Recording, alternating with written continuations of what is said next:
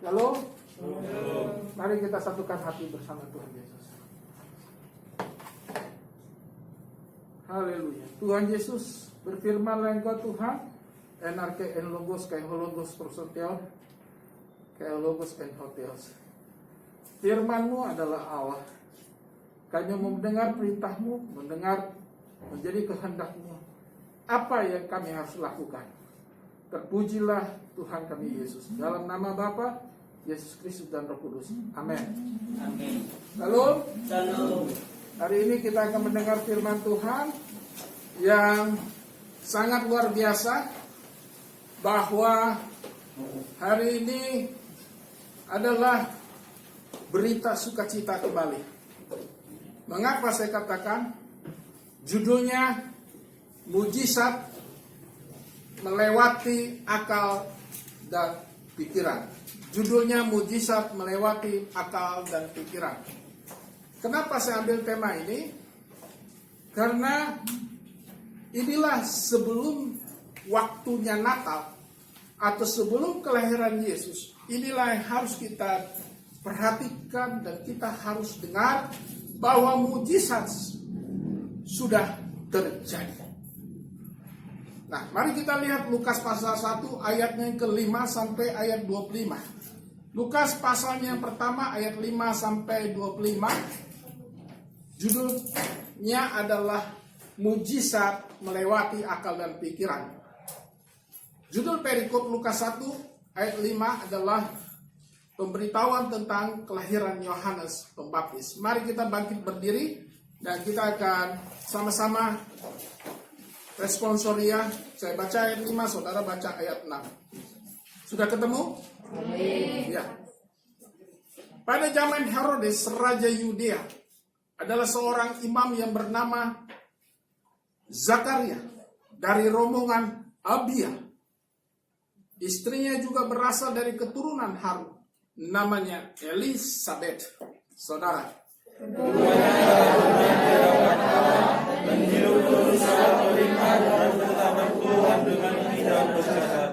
tetapi mereka tidak mempunyai anak, sebab Elisabeth mandul dan keduanya telah lanjut umurnya. Saudara,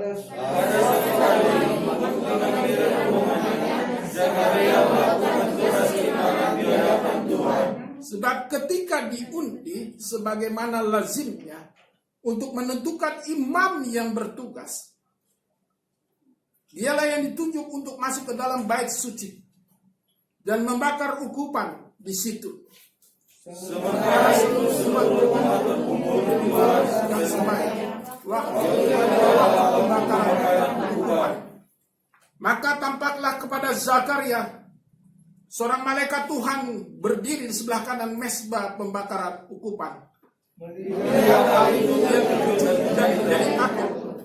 Tetapi malaikat itu berkata kepadanya, "Jangan takut, hai Zakaria, sebab doamu telah dikabulkan, dan Elisabeth istrimu akan melahirkan seorang anak laki-laki bagimu, dan haruslah engkau menamai dia Yohanes. Engkau akan bersukacita dan bergembira, bahkan banyak orang akan bersukacita atas kelahirannya itu. Sebab ia akan besar di hadapan Tuhan, dan ia tidak akan minum anggur atau minuman keras. Ia akan penuh dengan Roh Kudus mulai dari rahim ibunya.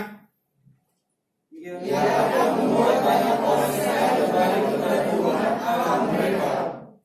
Dan ia akan berjalan mendahului Tuhan dalam roh dan kuasa Elia, untuk membuat hati bapa-bapa berbalik kepada anak-anaknya, dan hati orang-orang durhaka kepada pikiran orang-orang benar, dan dengan demikian menyiapkan bagi Tuhan suatu umat yang layak baginya." Lalu kata Zakaria kepada malaikat itu, "Bagaimana kamu tahu bahwa ini akan terjadi? Sebab aku sudah tua dan istriku sudah lanjut umurnya." Jawab malaikat itu kepadanya, "Akulah Gabriel yang melayani Allah, dan aku telah diutus untuk berbicara dengan engkau dan untuk menyampaikan kabar baik ini kepadamu. Sesungguhnya kau menjadi bisu dan tidak dapat berkata-kata sampai pada hari di mana semuanya terjadi, dan engkau tidak percaya akan perkataanku yang akan menyata kebenarannya pada waktunya. Sementara itu orang banyak menanti-nantikan Zakaria. Mereka menjadi heran bahwa ia begitu lama berada di dalam bait suci. Ketika ia keluar, ia tidak dapat berkata-kata kepada mereka dan mengingatkan mereka bahwa ia tidak melihat suatu kelihatan di dalam bait suci. Lalu ia memberi isyarat kepada mereka sebab ia tetap bisu. Ketika selesai jangka waktu tugas jabatannya, ia pulang ke rumah. Berapa lama kemudian Elisabet istrinya mengandung, dan selama 5 bulan ia tidak menampakkan diri. Katanya, inilah suatu perbuatan Tuhan bagiku, dan sekarang ia berkenan menghapuskan air di depan orang. Silakan dulu. Terima kasih, Tuhan Yesus memberkati kita. Hari ini kita mau bicara tentang sebelum kelahiran Yesus. Ada kelahiran juga yang namanya bayi ajaib. Di dalam Alkitab ada 3 bayi ajaib. Yang pertama adalah Bapak Abraham bersama Sarah. Kenapa saya katakan bayi ajaib? Karena Bapak Abraham dan Ibu Sarah adalah orang yang sudah lanjut usia. Secara ilmu kesehatan tidak masuk akal pikiran karena Ibu Sarah sudah menopause. Dan dia tidak akan mungkin punya anak secara pengetahuan biologi. Dan apa yang terjadi, mujizat terjadi melewati akal dan pikiran. Dan lahirlah Ishak. Lahirlah Ishak yang di luar batas pikiran manusia. Dan Ishak hidup dan mempunyai anak lagi, Esau dan Yakub. Saudara yang kasih dalam nama Yesus, itulah mujizat yang luar biasa yang saya katakan bayi ajaib. Dan bayi ajaib yang kedua sebelum Natal, sebelum Tuhan Yesus, yaitu bayi ajaib adalah Yohanes Pembaptis. Kenapa? Karena Zakaria dan Elisabet pun sama orang yang sudah lanjut umur, yang tidak mungkin lagi mereka punya anak karena mereka mandul. Tetapi Tuhan memberikan anak bagi Zakaria dan Elisabet di saat umur yang sudah lanjut, yang menurut pengetahuan biologi itu tidak mungkin bahwa Zakaria dan Elisabet mempunyai anak. Dan lebih lagi ajaib, yaitu bayi yang sangat-sangat ajaib, yaitu Yesus Kristus, Immanuel. Amin. Karena dia lahir bukan karena persetubuhan, bukan karena hubungan intim, tapi dia lahir dari Roh Kudus. Mengapa begitu juga ajaib? Karena Yusuf dan Maria bukanlah pasangan suami istri yang sudah dinikahkan. Mereka masih bersifat tunangan. Saudara yang kasih dalam nama Yesus, orang yang belum berhubungan seks, orang yang belum suami istri pada zaman itu, tidak mungkin dia mempunyai anak. Makanya saya katakan bayi yang sangat dan super ajaib, yaitu Yesus Kristus. Nah, pada hari ini kita mau belajar bagaimana tentang Zakaria dan Elisabet.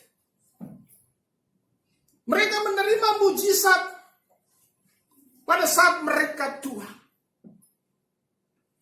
Mengapa? Karena Zakaria, inilah saya mau katakan. Ayat 13, coba perhatikan. Tetapi malaikat itu berkata kepadanya, jangan takut hai Zakaria, sebab doamu telah dikabulkan. Dan Elisabet istrimu akan melahirkan seorang anak laki-laki bagimu. Dan haruslah engkau menamai dia Yesus. Menamai dia Yohanes. Menamai dia Yohanes. Ada beberapa hal yang mau saya ambil dari ayat 13. Yang pertama, beberapa hal. Yang pertama, ternyata Zakaria sebagai imam, sebagai imam Lewi yang membuat bakaran ukupan, yang memimpin doa di ruang Maha Kudus, di bait Tuhan. Ternyata, bayangkan yang sudah tua, masih berdoa yang sama. Amin. Masih berdoa yang sama, dia tetap meminta dan percaya bahwa Tuhan akan mengabulkan permintaan doanya. Katakan amin.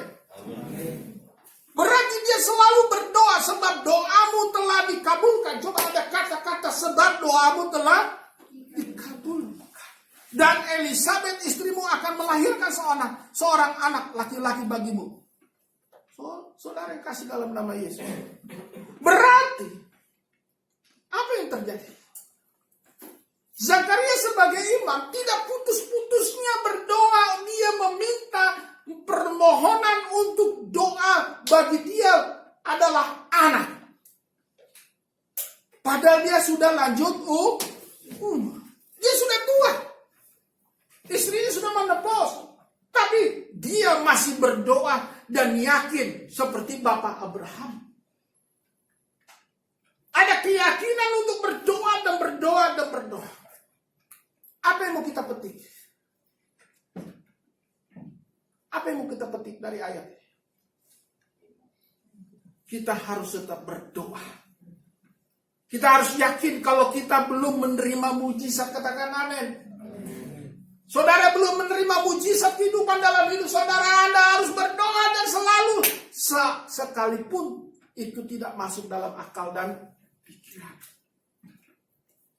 Tidak ada yang mustahil bagi Tuhan. Tidak ada yang mustahil bagi Tuhan. Kalau kita percaya bahwa Tuhan masih bekerja dalam hidup kita. Amin. Makanya jadi orang Kristen jangan gampang putus asa. Anda bayangkan ini berapa tahun? Bapak Abraham 25 tahun. Menunggu seorang anak. Kadang-kadang kita orang Kristen. Hari ini mau serba instan, betul? Semua mau serba instan. Hari ini berdoa. Jangankan besok. Nanti malam harus terjadi mujizat, betul gak? Gak ada yang mustahil bagi Tuhan. Memang bisa Tuhan. Tapi tidak terlambat pertolongan Tuhan. Saya sering katakan. Oleh karenanya sebagai orang Kristen kita harus berharap dan berdoa. Amin. Jangan putus asa. Khususnya dalam pandemi ini. COVID-19. Saya mau katakan kita harus selalu berdoa kepada Tuhan. Tidak ada kata putus asa. Tuhan lalukan pandemi COVID-19. Walaupun secara statistik sudah terjadi gelombang kedua atau gelombang 3 di dunia ini tentang COVID-19. Dan mutannya ada lebih cepat dan lebih tinggi. Saudara yang kasih dalam nama Tuhan Yesus. Apa yang mau kita petik? Di tengah persoalan di pandemi ini banyak orang yang menganggur. Banyak orang yang kesulitan ekonomi. Banyak orang yang kesulitan kehidupan. Belum lagi masalah keluarga. Secara logika banyak orang yang sekarang pengusaha. Termasuk teman-teman saya bilang, Pak Johan, Pak Pendeta, kami berat. Terpaksa beberapa karyawan saya dirumahkan. Dan ada teman saya juga sampai ditutup perusahaannya. Dan saya pernah baca suatu literatur, suatu berita maksud saya. Seorang penerbang di Thailand, sudah hampir 6 bulan lebih dia tidak terbang, tidak punya jadwal. Akhirnya apa? Dia jadi super Grab. Jadi super Grab. Super Grab bukan motor, bukan mobil, Grab car, tapi bike, Grab bike. Bayang seorang penerbang. Saya lihat juga baca di Indonesia ini. Ini di Indonesia. Seorang penerbang yang sudah dirumahkan akhirnya apa? Jual mie ayam. Artinya tidak ada mustahil bagi Tuhan, mujizat masih ada, katakan amin. Kita tidak boleh putus asa. Dari ayat 13 ini saya mau katakan jangan putus asa. Amin. Mujizat masih ada. Tetapi dengan catatan, kalau saudara ingin dapat mujizat, Anda tidak boleh diam. Berdoa dan ora etlah. Gak bisa nunggu mujizat Anda. Dia tidak bekerja, tidak aktif. Anda gak berdoa, tidak datang ibadah, tidak ke rumah Tuhan. Kamu pikir Tuhan kita dewa, betul gak? Banyak orang berpikir Yesus itu dewa. Dia Tuhan. God is God. Tuhan is Tuhan. Bukan dia dewa. Amin. Bayangkan Zakaria sudah imam. Imam Lewi loh. Dia mau berdoa. Dia selalu berdoa doa yang sama. Dia tidak putus asa dengan doanya meminta permohonan tentang anak. Jadi saya mau katakan apa yang kita petik yang pertama. Jangan putus asa. Jangan mengharapkan mujizat seperti duren jatuh, ada hanya diam, udah gitu tidak berdoa, tidak bersekutu dengan Tuhan, tidak datang ibadah kepada Tuhan. Bagaimana mujizat akan berlaku dalam hidup kita, betul gak? Katakan amin. Amin. Jangan kita mencobai Tuhan. Sering saya katakan, jangan mencobai Tuhan. Kalau kita ingin mendapat mujizat, kita harus berdoa dan bekerja.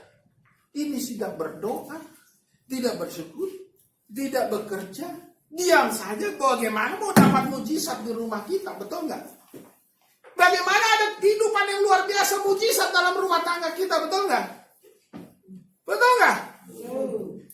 Karena ada prinsip yang kadang-kadang kelewatan.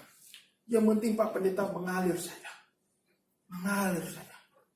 Loh, kalau mengalir saja, kalau kita berdoa dan berusaha dan bekerja, bagaimana mujizat berlaku dalam hidup kita, betul gak? Apalagi saya sebagai pendeta. Sering saya bersaksi, saya bukan pendeta yang digaji. Saya tidak punya deposito, saya tidak punya simpanan. Ya? Saya tidak punya apa-apa. Tapi Tuhan memberikan saya kehidupan karena saya berdoa dan bekerja. Saya katakan sebagai pendeta pun harus bekerja. Apakah saya di rumah saya berdoa terus di kamar begini? Enggak juga. Saya harus bekerja. Bagaimana mujizat terjadi kalau kita hanya duduk diam dan berdoa doang dan kita tidak bekerja? Betul? Amin? Katakan amin. Amin. Seorang mahasiswa. Ini mahasiswa dulu. Kebetulan sini banyak mahasiswa. Bagaimana dia menjadi mahasiswa yang hebat? Mahasiswa berprestasi. Apalagi mahasiswa teologi. Apakah dia hanya kuliah dari semester 1 sampai semester 8? Dia hanya cukup berdoa. Oh Tuhan, luluskan saya dengan yang baik. Oh Tuhan, saya mau jadi pendeta yang baik. Tapi dia gak pernah belajar. Dia hanya copy paste kalau ada ujian. Bikin skripsi juga plagiat. Kira-kira mau jadi pendeta model apa itu? Betul? Apakah akan terjadi mujizat seperti itu? Apalagi seperti saya pendeta yang tidak digaji dari manapun, dari unsur manapun. Kita harus tetap bekerja, katakan amin. Amin. Dan saya mencontoh Paulus. Apakah Paulus digaji? Tidak. Kita lihat kisah para rasul. Paulus tidak pernah digaji dari manapun. Tapi dia mampu hidup dan malah memberi, katakan amin. Amin. Saya mau katakan secara jujur. Ini kesaksian. Banyak orang minta sumbangan sama saya. Dia pikir Bapak pendeta ini pendeta yang gaji dan gerejanya besar dan persembahannya besar. Saya katakan saya bukan pendeta yang digaji dan persembahannya tidak besar. Untuk operasional saja sudah pas-pasan saya katakan. Tapi tiap hari, hampir tiap hari ada saja yang minta sumbangan. Tapi puji Tuhan, amin. Berarti saya dianggap orang yang mampu. Betul nggak? Makanya saya katakan kalau kita diam saja, bagaimana mujizat terjadi? Coba lihat Zakaria, dia berdoa. Dia bekerja, dia berdoa dan lakukan? Apakah tugas imam? Tuhan nggak pernah jawab. Tuhan itu nggak sayang sama saya lagi. Saya udah imam loh. Padahal Zakaria apa? Imam nggak? Imam nggak? Imam. Dia bertugas nggak? Iya. Bisa nggak secara manusiawi dia bilang, Tuhan nggak dengar. Saya kan sudah imam, saya sudah lewat. Masa Tuhan nggak kabulkan? Bisa nggak dia ngomong gitu? Bisa saja. Tapi apa yang terjadi? Dia tetap melakukan tugas. Amin. Jangan jadi pendeta jadi-jadian. Ya, mengharapkan kasih karunia. Lulus karena kasih karunia. Saya katakan sering kepada anak-anak, ayo belajar keras. Kasih karunia hanya pada Tuhan Yesus, bukan pada dosenmu, bukan pada kampusmu. Amin. Amin. Nggak apa-apa colek-colek. Katakan, kita bukan lulus kasih karunia. Katakan kiri kanan.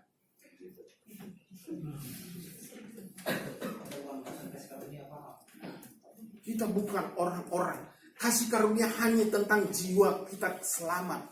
Dan kita menerima hidup yang kekal. Itu namanya kasih karunia.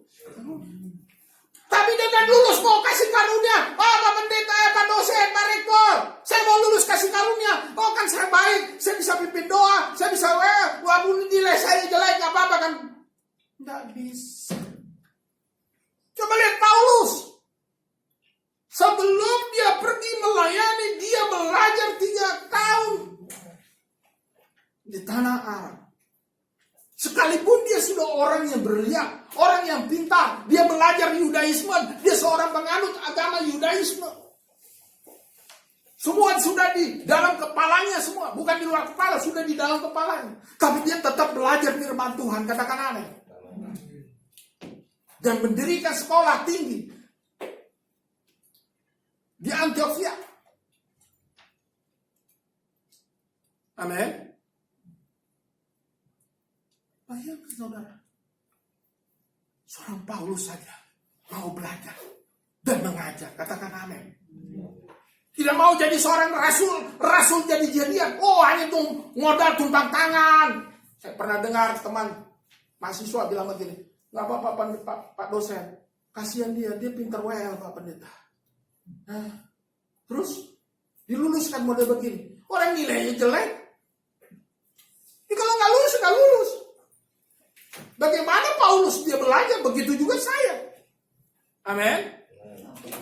Jadilah hamba Tuhan seperti Zakaria. Tetap dalam koridornya dia tetap teguh, dia bekerja. Amin. Kalau nganggur kita, saya mau katakan, kalau orang nganggur, saya mau jujur. Kira-kira kita senang gak lihat orang malas dan nganggur?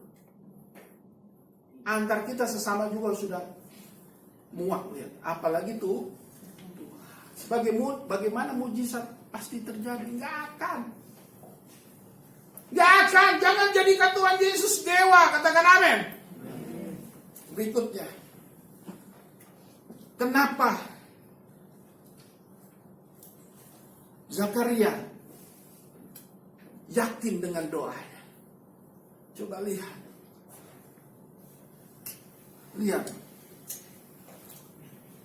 Ayatnya 14 dan 15 dan 16, 17.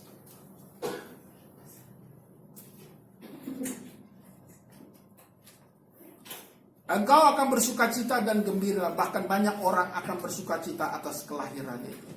Sebab ia akan besar di hadapan Tuhan dan dia tidak akan minum anggur atau minuman keras, dan ia akan penuh dengan Roh Kudus mulai dari lahirnya. Ia akan membuat banyak orang Israel berbalik kepada Tuhan Allah mereka.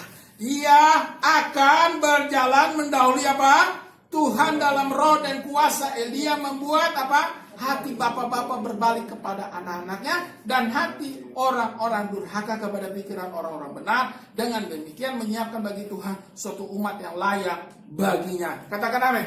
Amin. Bayangkan. Artinya apa? Zakaria bukan hanya sekedar minta anak. Saya pernah sering melihat orang yang selama ini gak punya anak, akhirnya setelah punya anak-anaknya nakalnya setengah mati. Sampai orang tuanya bilang begini, Nyesal juga ya Pak Pendeta. Dulu waktu belum punya anak, saya berdoa minta punya anak. Setelah punya anak, bikin malu sama keluarga. Nah, itu sering terjadi, saya dengar. Sering terjadi, bukan 1-2 orang, sering. Tapi lihat Zakaria, dia meminta anak dan anaknya dikabulkan. Anaknya adalah anak luar biasa. Dikatakan yang paling lebih hebat ayat 17. Ia akan berjalan mendahului Tuhan dalam roh dan kuasa Elia untuk membuat hati bapak-bapak berbalik kepada anak-anaknya dan hati orang-orang durhaka kepada pikiran orang-orang benar. Dan demikian dia menyiapkan bagi Tuhan suatu umat yang layak baginya. Luar biasa nggak nih? Kok pada diam? Kalau saya bilang bukan hanya luar biasa, sangat super luar biasa. Tuhan menyediakan anak yang sungguh luar biasa, menyiapkan jalan bagi Tuhan, amin. Amin. Dan membuat banyak orang bertobat. Karena kata Yohanes Pembaptis dikatakan, bertobatlah, kerajaan Allah sudah dekat. Dan berapa banyak orang yang dibaptis di Sungai Yordan. Dan anak itu tidak minum anggur atau minuman keras. Artinya anak itu betul-betul kudus. Anak-anak yang dilahirkan itu yang namanya Yohanes Pembaptis, orangnya suci. Amin. Berarti apa yang kedua? Yang kedua, selain dia meminta anak Zakaria, dia tahu dia meminta anak yang kudus, anak yang baik, anak kesukaan Tuhan. Katakan amin. Jadi kalau kita minta, apa yang mau kita petik? Bukan hanya untuk diri kita, tapi dia menjadi berkat bagi dunia. Katakan amin.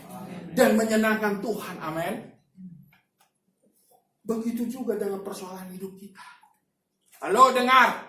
Kalau saya lulus teologi, saya lulus sekolah, mau jadi apa? Kadang-kadang kita minta, oh Tuhan, kalau goal proyek saya, kalau saya lulus, pertama-tama Tuhan kasih mobil saya. Dulu ada mahasiswa saya bilang, Pak, nanti kalau saya dikirim Kalimantan, saya mau punya Avanza seperti Pak Kepala. Siapa itu? Bertobatlah, kerajaan Allah sudah. Kalau punya pikiran begitu, jangan. Ada mahasiswa saya dulu yang udah tamat. Pak, saya tanya, kalau kamu nanti tamat sekolah teologi mau jadi apa? Oh, saya mau berkhotbah di Singapura, Pak. Kalau ada lowongan di Singapura, kirim saya, kata. Kalau ada di Amerika, saya bilang sebelum kau Singapura, pergi ke pedalaman di Papua sana, saya bilang. Oh, nggak mau, Pak. Badan saya bisa gatal-gatal. Lah, Tuhan Yesus. Bagaimana kau dikasih berkat? Dan itu kenyataan, saya mau kasih tahu kesaksian. Dan sampai hari ini pendeta itu yang sudah sangat STH, sampai sekarang nggak punya pengembalaan. Karena dia pilih-pilih. Jadi kalau kita diberkati, kita harus, saya sudah pernah bilang, sering saya sebagai konselor, Pak Pendeta tolong doakan saya supaya saya goal proyek saya ini, doakan tumpang tangan di atas proposal saya, di atas ini. Saya tanya, kalau goal kamu mau apa dengan hasil ini? Pak Pendeta, ya rumah tangga saya mau langsung beli rumah yang besar, beli mobil yang bagus, ya untuk deposito, untuk masa depan anak. Bagus nggak itu? Bagus. Yang bilang enggak. Tapi ada lebih bagus kalau dia jadi berkat, katakan amin. Dan sering saya tanya, terus untuk Tuhannya mana? Lupa Pak Pendeta. Enak aja, yang kasih berkat itu siapa? Saya bilang, Tuhan. Kalau gol proyek ini siapa yang golkan? Tuhan. Yang mendoakan itu siapa? Pak Pendeta. Terus yang kau tadi jawab, untuk ada nggak kau singgung untuk Tuhan dan Pak Pendeta di situ? Sorry Pak Pendeta, lupa. Itu sering terjadi sebagai konselor. Dan sering saya dibohongin. Oh, yang janji iman banyak. Dulu waktu jadi konselor di gereja besar. Setiap minggu datang itu proposal, datang permintaan. Pengusaha-pengusaha yang dari mulai bangkrut sampai pengusaha besar. Kalau saya mungkin jadi pendeta, kalau terima persembahan mungkin udah kaya raya saya. Tapi yang terjadi, Lihat angkanya. 0, 1. Ada nyanyi apa katanya? Lupa. Kepada dia. Betul nggak? Setelah diberkati, terima mobil BMW, dapat berkat, dapat deposito, perpuluhan nggak ada, persembahan nggak ada, pendetanya dilupa, malah pendetanya dimusuhi. Ini terjadi. Tapi Zakaria lihat, dia menyerahkan anaknya menjadi seorang pelayan. Seorang pelayan.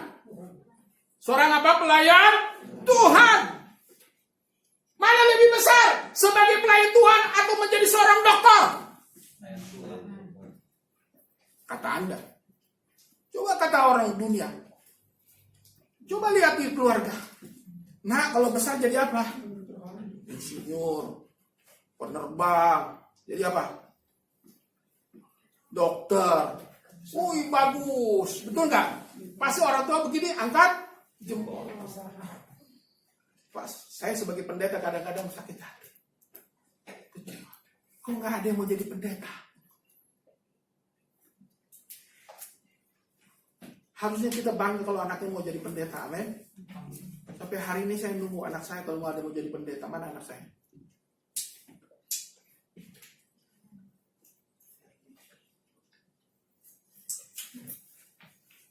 Harusnya kita bangga kalau anak kita mau jadi apa? Pendeta. Betul nggak? Dari kecil sudah bercita-cita jadi pendeta. Jangan jadi pendeta karena dipaksa, karena disuruh orang tua.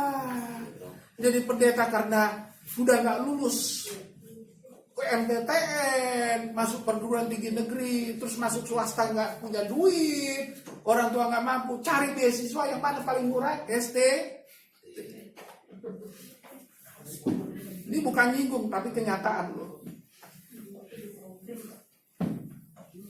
Dia karena nggak bisa masuk mana-mana, ini sering ini. Saya sebagai dulu dosen, saya waktu rektor, banyak yang mau masuk. Tapi waktu dites, nah kebetulan di STT saya dulu pakai tes masuknya, bukan asal terima. Waktu dites, banyak yang begini.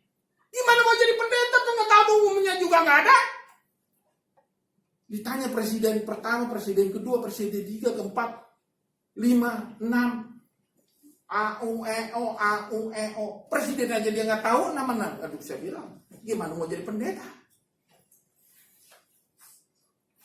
Belum pertanyaan-pertanyaan. AQ-nya juga harus minimal 120. Jangan kau jadi pendeta AQ jongkok. Karena dia hadapi pas jemaatmu adalah jemaat yang pandai-pandai pada hari ini, betul nggak? Kalau AQ-nya jongkok terus jadi pendeta hanya mampu hanya khotbah dari perjanjian lama. Cerita perjanjian lama tentang Adam dan Hawa, khotbahnya itu terus. Gimana? Amin, amin. Jadilah kita minta anak kita jadi bilang jadi Sekarang saya tanya, kita jadi orang tua sini anaknya udah jadi berkat belum? Belum. Udah. Jadilah anak-anaknya menjadi berkat. Tidak minum minuman keras, tidak minum anggur, amin. Yang penuh Roh Kudus. Aduh, luar biasa kalau punya anak itu, betul nggak?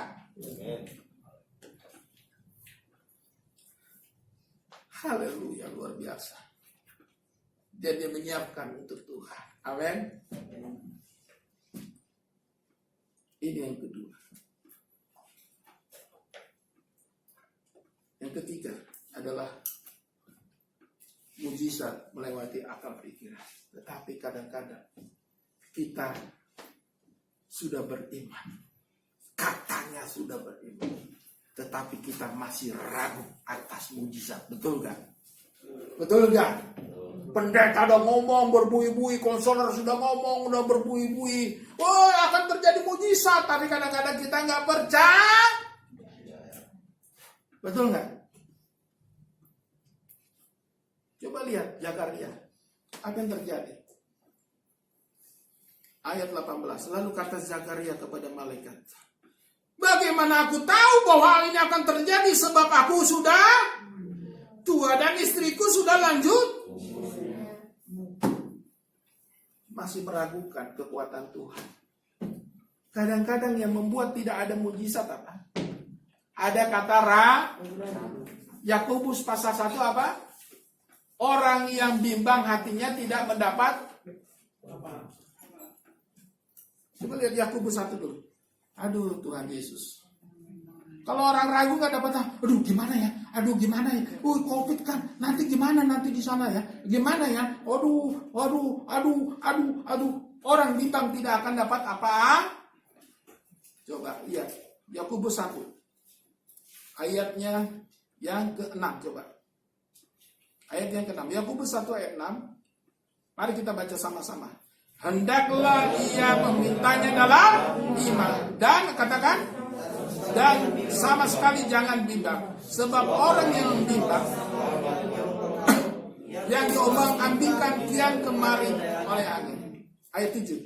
Orang yang demikian janganlah mengira bahwa ia akan. Ayat 8. Orang yang mendua hati. Sebab orang yang mendua hati tidak akan tenang dalam dalam apa? Hidupnya. Jadi orang jangan ragu-ragu. Amin. Amin. Jangan amin. Kalau Anda nggak yakin. Anda yakin diberkati Tuhan? Amin. Nggak yakin saya ngomongnya. Ya, Anda yakin jadi orang sukses? Amin. Zakaria loh. Apa dijawab? Jangan bilang amin. Ayat 18. Sebab aku sudah tua dan istriku sudah lanjut umurnya. Aku sudah tua, istriku sudah lanjut umurnya, sudah menopause.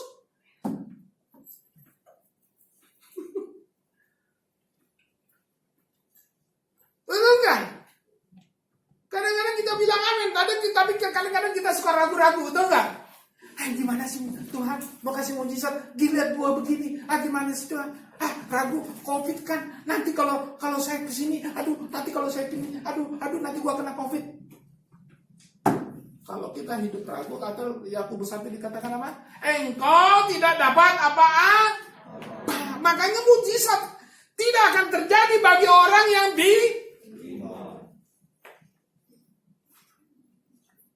Sekarang saya tanya, anak gadis, siapa sini anak gadis? Angkat tangan, anak gadis. Yang merasa dirinya anak gadis. Yang masih gadis ya, yang enggak gadis jangan angkat tangan.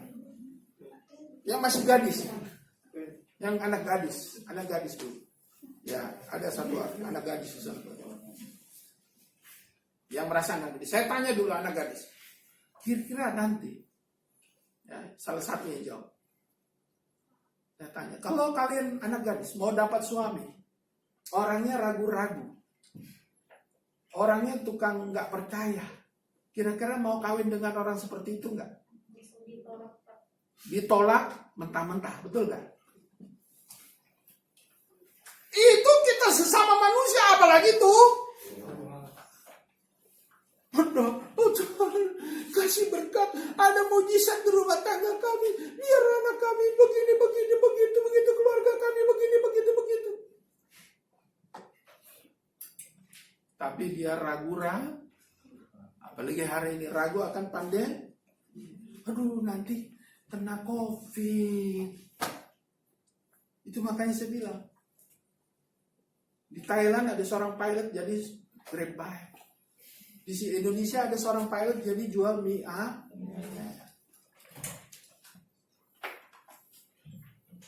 Kalau ditanya, dia juga khawatir nggak dengan Covid? Khawatir. Tapi dia bisa tetap jualan nggak? Tetap harus jualan. Tapi dia kena Covid nggak? Kalau kita ragu akan kehidupan, ada nggak mujizat di rumah tangga kita? Ada nggak ada mujizat di rumah tangga kita? Katakan. Nggak ada. Kalau kita nggak yakin, kita ragu-ragu, mujizat tidak akan.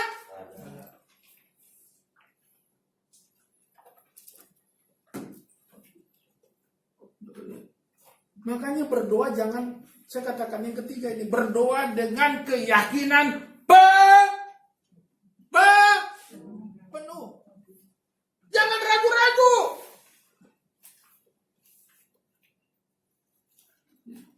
Jangan ragu-ragu. Mintalah kepada Tuhan, tapi jangan ragu-ragu. Di sini kebanyakan orang Kristen, gak usah di luar sana, di sini. Makanya hidupnya gak bertumbuh. Rumah tangganya compang-camping. Ya maaf aja saya katakan compang-camping. Karena apa? Doanya nggak sampai Tuhan, doanya nyangkut di mana? Di plafon. Kenapa dia ragu-ragu? Ini saya saksikan hidup saya waktu saya dipilih, dipanggil Tuhan menjadi hamba Tuhan. Awalnya juga saya ragu, saya bilang Tuhan, waktu saya berbicara dengan Tuhan, bagaimana kehidupan saya harus tinggalkan kantor saya, dan saya tidak terima gaji, dan saya tidak punya simpanan lagi, dan hutang saya 1 M lebih, dan saya harus membereskan hutang saya, dan perusahaan saya harus tutup, saya bilang. Karena saya harus masuk seminari, dan waktu saya mau masuk seminari, ada 3 perusahaan panggil saya menjadi direktur utama.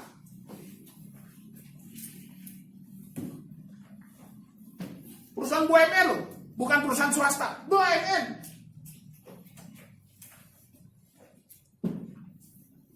Dan itu ditelepon dari kementerian.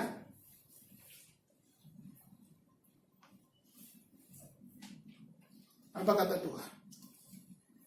Jika engkau ikut aku tidak akan membiarkanmu sampai tergelar. Tuhan nanya-nanya sama saya. Siapa yang ciptakan langit dan bumi? Engkau Tuhan. Siapa yang kasih berkat bagi manusia? Engkau Tuhan.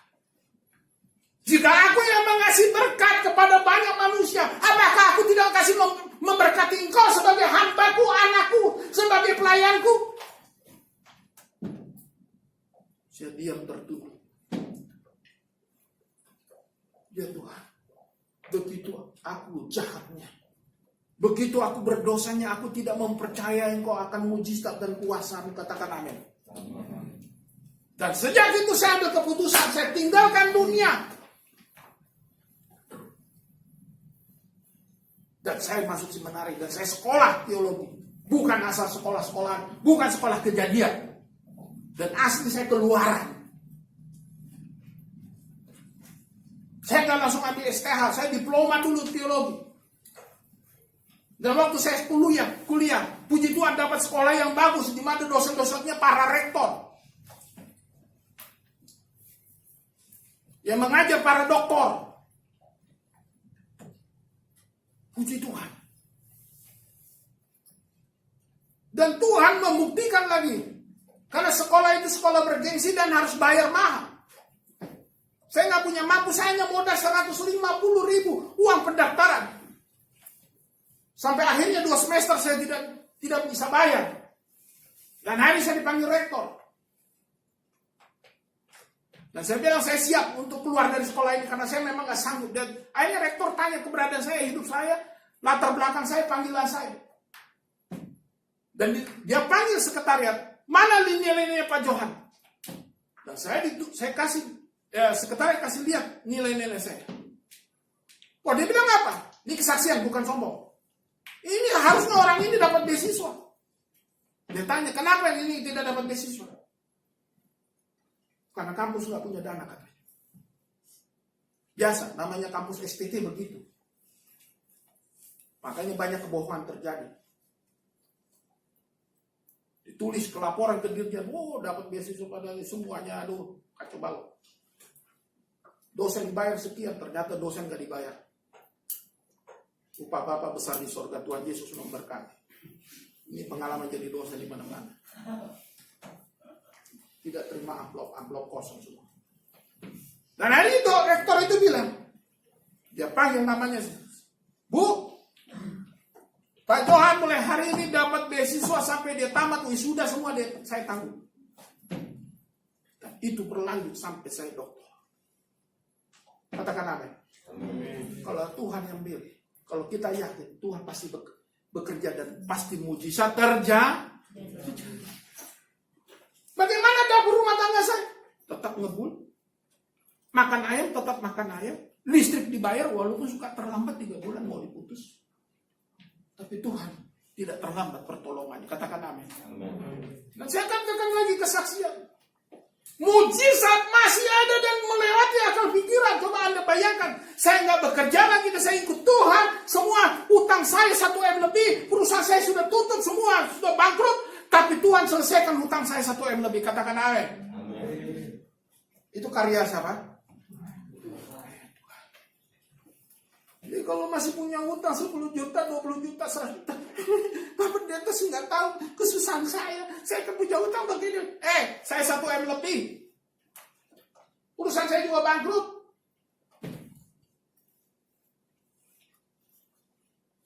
Tuhan Yesus memberkati, amin. Mujizat melewati akal dan pikiran. Kita harus menyerahkan. Jangan ragu mau dapat mujizat. Begini. Maaf ya, saya bersaksi. Saya sebagai pendeta yang tidak gaji. Saya di tengah-tengah COVID ini diberkati Tuhan. Saya katakan amin. Saya banyak diberkati. Dan sangat diberkati. Katakan amin. Sangat-sangat, saking sangat diberkati. Hampir tiap hari banyak WA. Minta uang sama saya. Dikira saya pendeta kaya raya. Hampir tiap hari.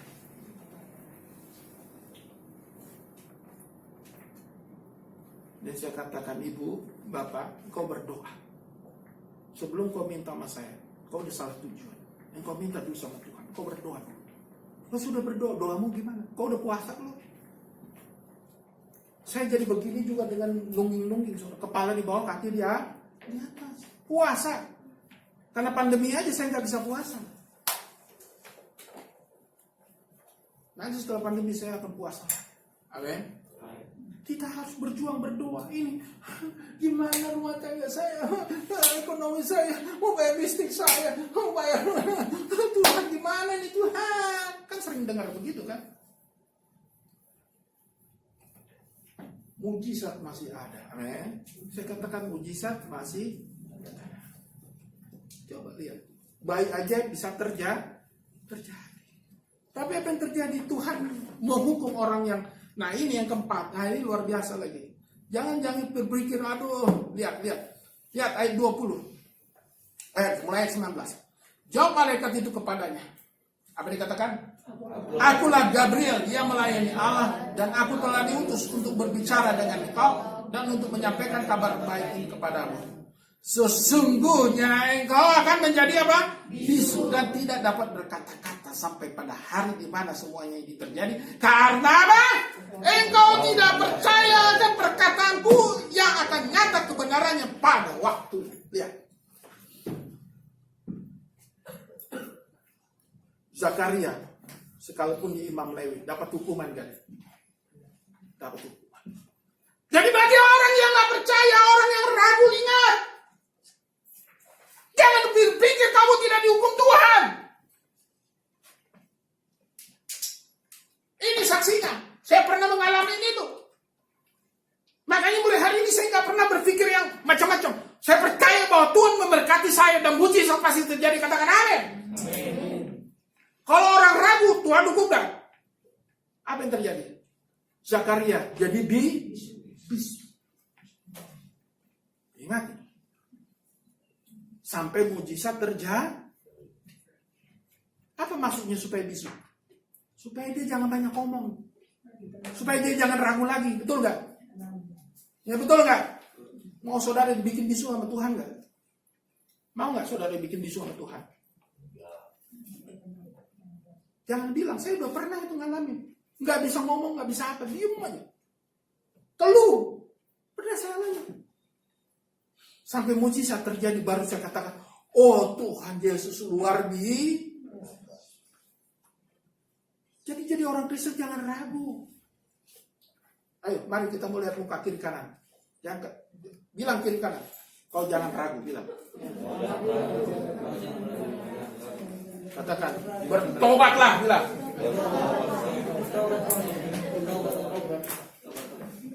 Kerajaan Allah sudah dekat, bilang. Jangan bimbang. Jangan lupa. Berdoa dan orang itu laporan. Jangan hanya berdoa terus di kamar, tapi nggak bekerja. Udah nggak bekerja, bimbang lagi. Masa Tuhan? Mana mungkin Tuhan? Aduh Tuhan. Kayak saya dulu utang 1 M lebih, perusahaan tutup, udah nggak digaji. Betul nggak? Tapi pernah saya minta uang sama saudara? Selama saya mendirikan gereja, saudara jadi jemaat, pernah saya minta uang sama saudara? Pernah saya datang door to door, ketok pintu, Pak, saya belum makan. Jika engkau menabur, disitulah saya diuji, saudara. Tuhan, uang saya nggak ada, Tuhan. Tapi saya harus perjamuan kasih setiap minggu di gereja. Bagaimana Tuhan? Sampai tadi pagi pun begitu sama istri saya. Gimana Pak Gembala? Dan lakukan.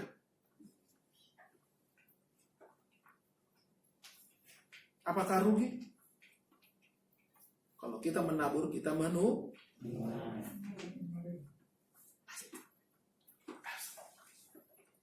nggak bakal kekurangan.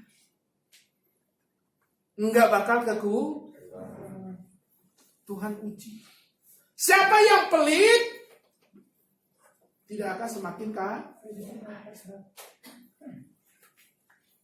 Itu saya jamin. Firman, jika engkau menabur, engkau menuai. Amin. Yang terakhir, lihat ayat 25.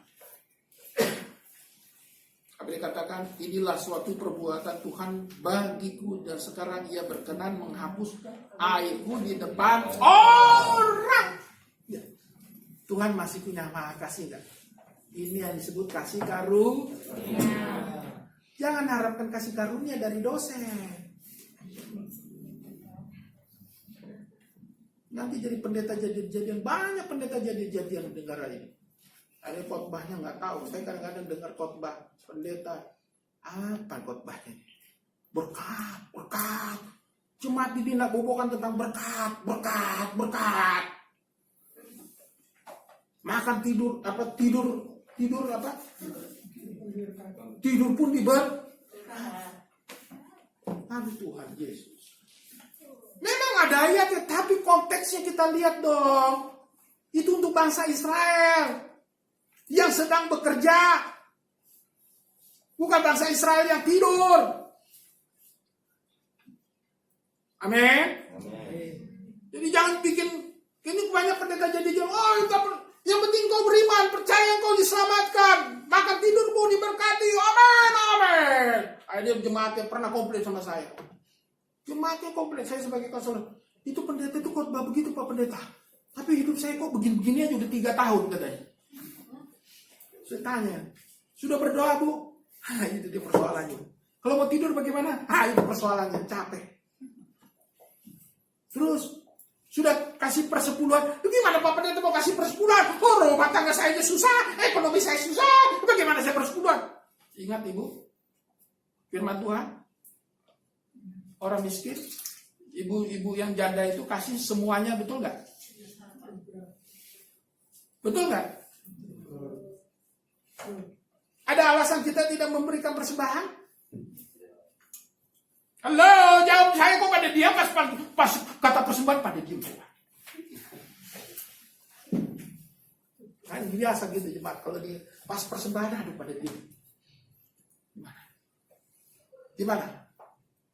Lihat di Alkitab, makanya baca Alkitab, jangan hanya nonton infotainment terus. Nonton anak band terus, nonton Samudra Cinta,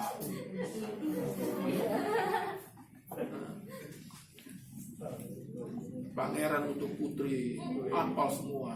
Gembala apa?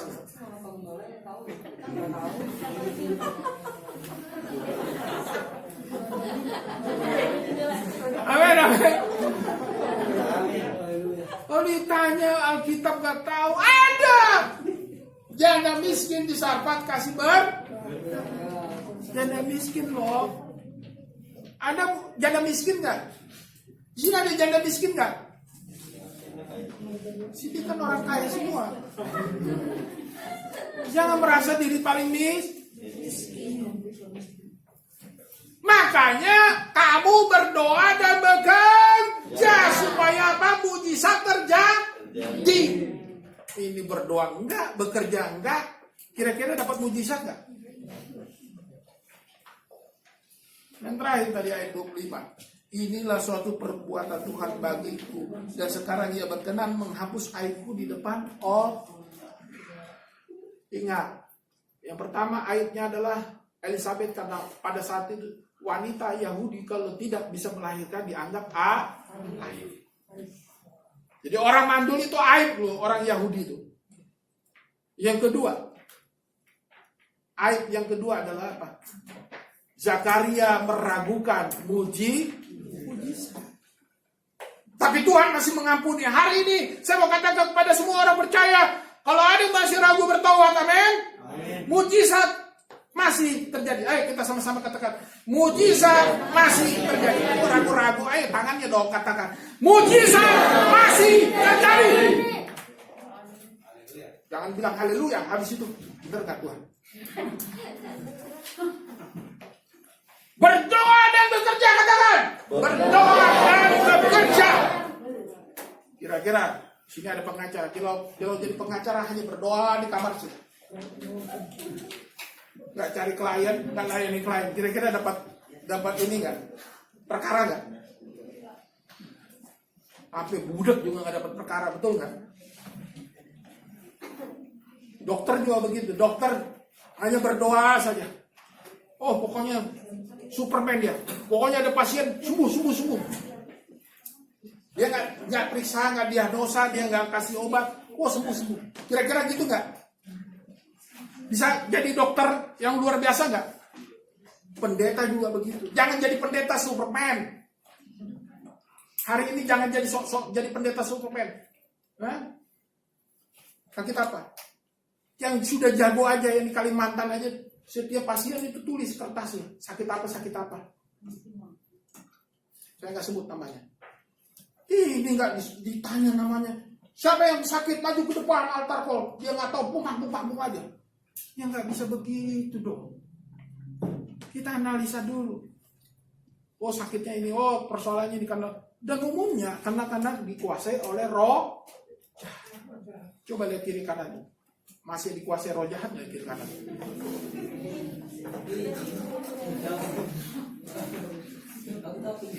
Gimana mau dapat mujizat kalau masih dikuasai roh?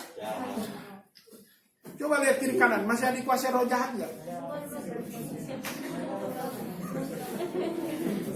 Oke. Tuhan Yesus memberkati kita. Amin. Terima kasih Tuhan, Kau Allah yang luar biasa. Hari ini kami hamba-Mu sudah menyampaikan firman Tuhan. Biarlah mujizat melewati akal dan pikiran masih terjadi pada hari ini.